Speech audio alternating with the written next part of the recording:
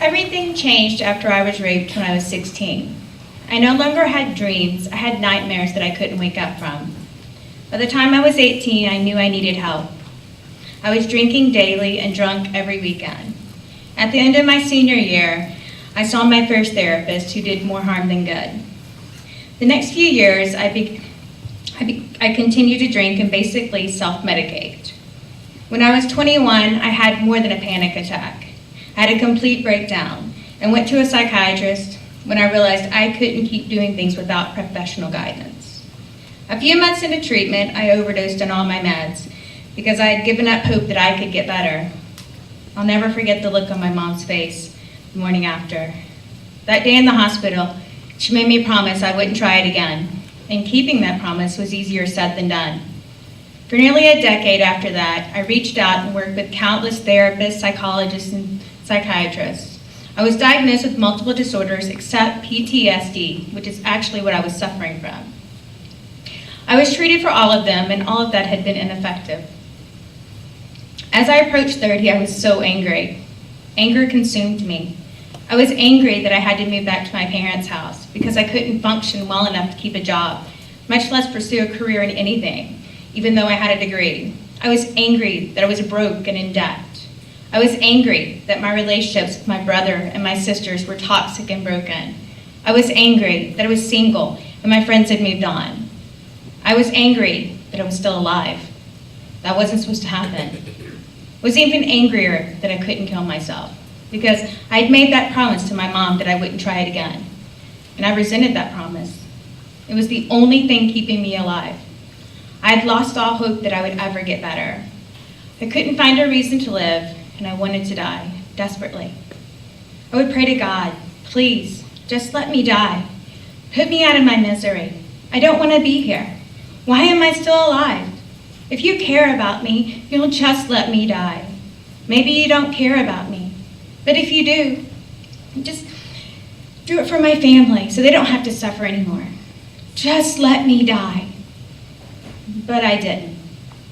Instead, I continued abusing my anxiety meds as much as possible to escape, which turned me into the living dead. That is until my aunt needed someone to take her to Houston for week-long trips for cancer treatment. Mom volunteered me. Since I didn't have a job or a husband or kids to take care of like she did, I reluctantly agreed to do it. While I didn't want to do it, I also didn't want to be the heartless jerk that didn't want to take care of my sick aunt.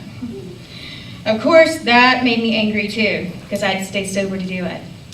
Taking responsibility for her care forced me to stop thinking about myself, which is not something I wanted to do. I was completely responsible for my aunt since she couldn't handle life or what was happening to her.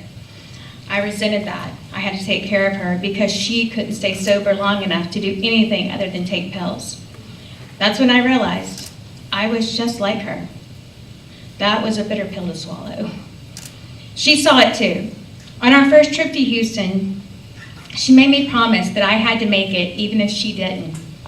After a year of going back and forth to Houston, she was terminal and I was devastated. She had given me a reason to live again. Fighting for her life gave me purpose and in essence brought me back to life. I decided that it was time to focus on my own health, which had declined even more so while I was taking care of her. If I couldn't save her, I had to save myself. I was ready to fight for my own life again. I went back to doing research about mental health like I had started doing at 16 when I first knew something wasn't quite right. I completely stopped taking the high doses of anti-psychotics and anxiety meds all at once, which I shouldn't have done. Withdrawals were hell. But I knew what I'd been doing wasn't working and I wasn't going back. After working with yet another therapist who seemed more entertained than concerned by what I shared with her, I knew she wasn't right for me. While I wanted to stay home and wallow in disappointment, I was done being miserable and having no hope. I finally found a reason to live, myself. And I wasn't giving up on myself this time. So I attended a NAMI meeting in Waco, Texas for the first time, which is where I met the therapist who helped save my life. I mentioned to her that I was looking for someone who was trained in a therapy technique that had shown great promise for reprocessing trauma. To my surprise, she had recently went through the training. After initial consultation, we started meeting twice a week. A year into working through the trauma and reprocessing it, I was assaulted and nearly raped by a stranger. But with the help of my therapist, I was able to work through that as well, which included locating my attacker and pressing charges against him. Unlike the first time it happened, I fought back, and I immediately talked about it. I started to heal, recover, and slowly started rebuilding my life and relationships with my family, like my sister who flew in from Texas to be here today.